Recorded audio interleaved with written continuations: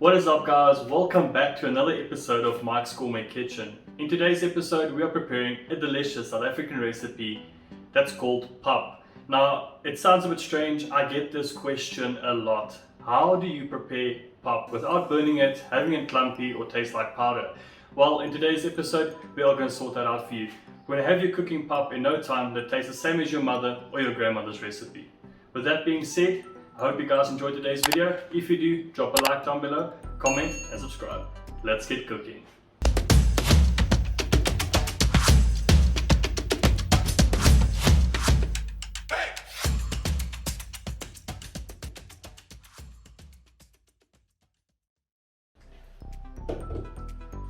Alrighty, first step to get started, grab a large pot. So to measure out the amount of pap per person, you measure it by heart. Or you can go half cup per person. Unless you're in South Africa where you're still waiting for that braai vlees to get done and you are drinking quite a bit of brandy, then it's normally 3 cups to 1 person. No, I'm only joking, it's too much pap. So for today we're going to prepare a portion for about 6 people. And to start off, get some heat going. I'm going to add some hot water. You can add normal cold water and heat it up from cold as such. Adding my 1 kettle of water, that's about 1.7 liters.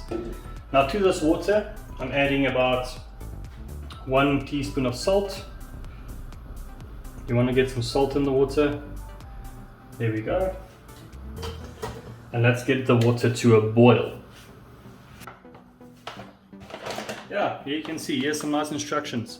If you buy the traditional Ace pap, it says 2 cups swells about to 4 to 5 times its size. So that's ideal. Today we're adding about 2.5 cups to prepare for 6 people. There we go. Now a bit of a backstory on pap. Pap has been eaten in South Africa for quite some time. It roughly translates to like maize, ground up maize. The specific corn variety we grow in South Africa. This is one of our staples and it's an absolutely amazing dish. Can be served with roasts, with the braai or like barbecue, Chesa Nyama, that type of stuff. And also, yeah, just we cook it in a few different ways, as also known as slop pap or like runny porridge. You can serve it as a breakfast porridge in the morning. We tend to mix with some honey, biltong, or just some sugar and milk. It's very, very good. And then another way to prepare it is to make it into what's called krummel pap, which is basically crumbed up maize meal. It's very nice, it's steamed, has a very good texture.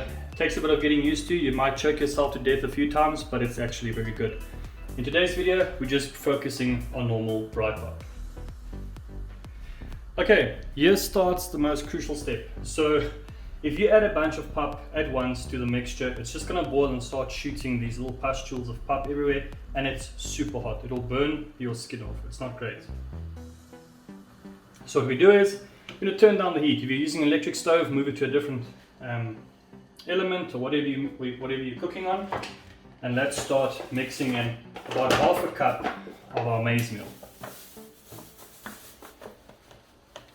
So you add a small amount, grab your whisk and start to vigorously stir it, just to start making up the bulk of the liquid, so to get it nice and thick. Make sure there's no lumps. Here we go. This looks like milky white water. Then we go ahead, add about another half a cup, and you're literally going to continue doing this for like the next 2 minutes until you get the right consistency. This is the way that I found was the easiest to prevent lumps from forming inside your maize, and it gives the best consistency. Now this is a non-stick pot, which is a bit of a cheater, but if you're cooking it the traditional way, I'll put up a photo of the pot that you're supposed to be using to get the traditional flavor. It's a normal stainless steel pot, and that works the best. You can see it's already getting some thickness there.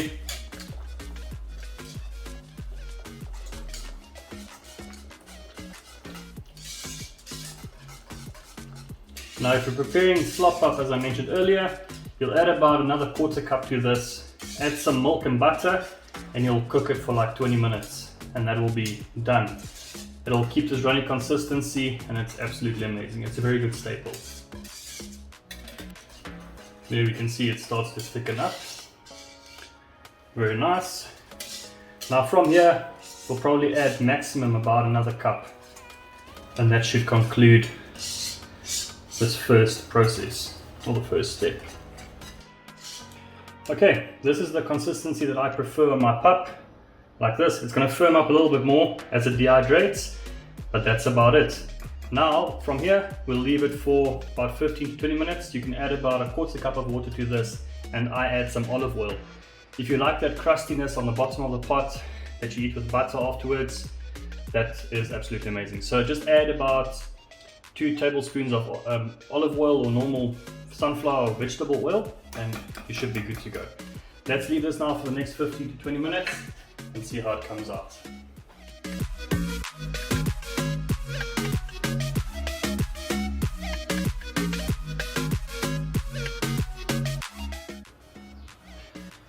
So the main way pop cooks, it literally just steams for like 15 to 20 minutes. So throw a lid back on and I'll see you guys in a bit.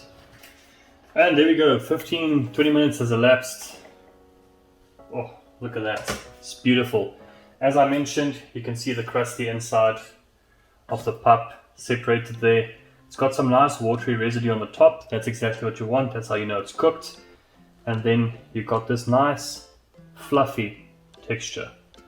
You could make it a bit thicker if you'd like, but I prefer it this way. You can see, you can hear it.